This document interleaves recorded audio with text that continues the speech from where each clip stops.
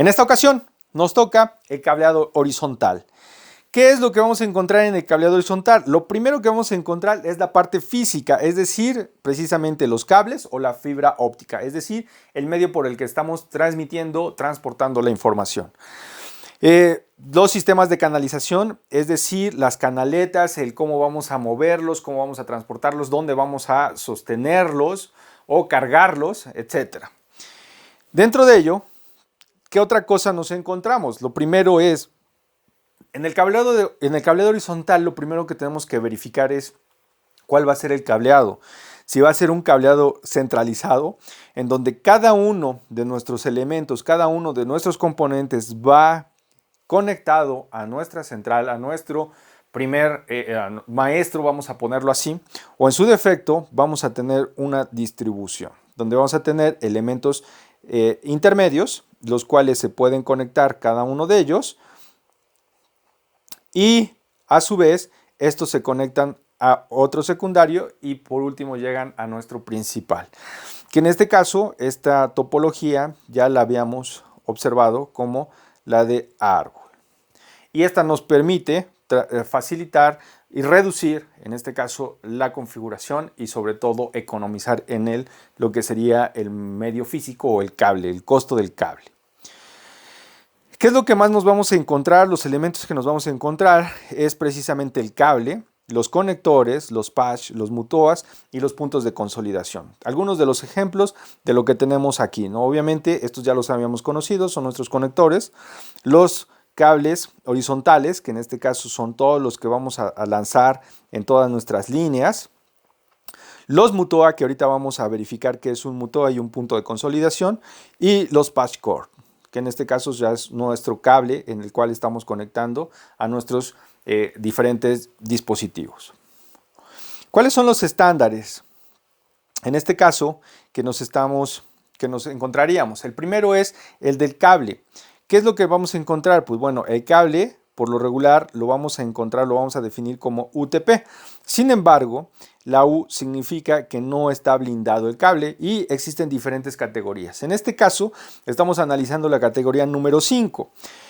Mencionábamos que las características eléctricas del medio de comunicación son importantes, razón por la cual entonces necesitamos identificar cuáles son las propiedades eléctricas y magnéticas que deben de cumplirse para poder tener una buena transmisión. Y en este caso son algunas de las pruebas que se hacen a lo largo de ese medio de comunicación o medio de transmisión. Esas están normadas por este apéndice y obviamente los conectores también están normados por medio de este. Sabemos y encontramos que este cable lo encontramos trenzado en cada uno de sus pares. Y esto es interesante. ¿Por qué se están trenzando? Para evitar la interferencia que se le llama diafonía. Esto significa que de manera interna los cables, si estuvieran en paralelo, estarían transmitiendo interferencia entre ellos, lo cual significa que si yo logro trenzarlos, y si se dan cuenta, existe un trenzado diferente en cada uno de los pares. Hay unos que están más cerrados, hay unos que están más abiertos y así sucesivamente, con el objetivo de que tengan diferentes propiedades y obviamente esto evite que exista interferencia entre ellos. Mencionábamos que una de las categorías que estamos analizando es la categoría 5. Sin embargo, existen diferentes categorías. Las que ya no existen actualmente o te las puedes encontrar muy escasamente son las categorías 1, 2, 3 y 4. Las velocidades, si te das cuenta, son muy bajas, razón por la cual te comentaba, es posible que estas ya no las llegues a encontrar. Sin embargo, seguimos trabajando con la categoría 5E. Seguramente la vas a encontrar, la vas a ver frecuentemente, pero ya estamos trabajando en las categorías más avanzadas, que es la 6, la 6A, la 7, la 7A y la 8. La diferencia entre todas ellas te vas a encontrar es que el medio de transmisión, que en este caso es el cable, va a permitir un ancho de banda o una velocidad diferente.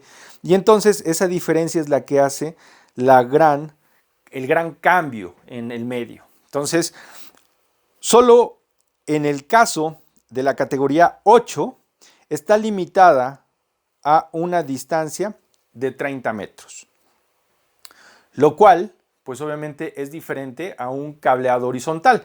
El cableado horizontal tiene una distancia y está establecida para 100 metros. No tienes que exceder los 100 metros de un dispositivo a otro dispositivo para que las características que acabamos de mencionar se cumplan y en este caso tengas una buena transmisión. Retomemos un poco de cuando no usas un cable estructurado, no sigues estos estándares. Si excedes y dices, bueno, le voy a poner 110 metros, puedes decir que esos 10 metros no te van a afectar. Sin embargo, está claramente estudiado, está comprobado que el hecho de incrementar 10 metros a un cable, a un medio, estas características cambian y al cambiar estas características las propiedades del medio van a cambiar y puedes tener errores. ¿Por qué? Porque ya no llega la señal completa, ya hay atenuación, ya hay una mayor interferencia, ya hay mayor ruido y entonces esto te afecta en la parte de la comunicación. Esas categorías avanzadas también tienen o conllevan a otras características. Mencionábamos que la U significa que no están blindados, es decir, el cable como tal no está blindado. Sin embargo, la F significa un blindaje de pantalla y la S significa un blindaje de malla. Cuando yo tengo la F fuera de esa diagonal, lo que me voy a encontrar es que el blindaje está alrededor de los pares trenzados. Y cuando tengo un blindaje cerca de la T y la P, significa que el blindaje está en los pares trenzados. De tal suerte que en este particular tengo un blindaje fuera de los pares trenzados, que es una malla, y en la parte de cada uno de los pares tengo un blindaje F, que en este caso sería una pantalla. El que tiene una mayor protección, en este caso, o un mayor blindaje, es el SF. Por ejemplo, UTP, en donde tengo una malla, tengo una pantalla, perdón, la malla está aquí, la pantalla está acá, pero en la parte de los pares trenzados no tengo. Y podría yo encontrar a lo mejor uno que también tuviera en la parte del UTP, sería un S, F, diagonal, F, TP, que sería un blindaje mucho mayor. ¿Por qué se hace esto? Pues al igual que cuando teníamos en los pares trenzados la interferencia entre ellos, cuando ya tengo altas velocidades, la interferencia que sucede entre un cable y otro cable se da también como una diafonía, pero esta diafonía se le llama exógena. ¿Okay? Entonces, estos blindajes se dan precisamente para evitar interferencia entre dos medios cercanos. Y como sabemos, en un cableado estructurado te vas a encontrar más de un cable que estén pasando por una canaleta. Entonces, en este caso, pues hay que tener mucho cuidado en ese aspecto y también tienes que considerar cuál es el mejor cable para que tú puedas instalarlo. Entonces, obviamente, como habíamos mencionado, cada uno de ellos, pues depende la categoría en la cual está estipulado o caracterizado ese cable. ¿Qué más encontramos? Pues ya habíamos adelantado un poco. Lo que encontramos es que el estándar nos dice que no debemos de exceder los 100 metros en el cableado. Y aquí nos vamos a encontrar diferentes características.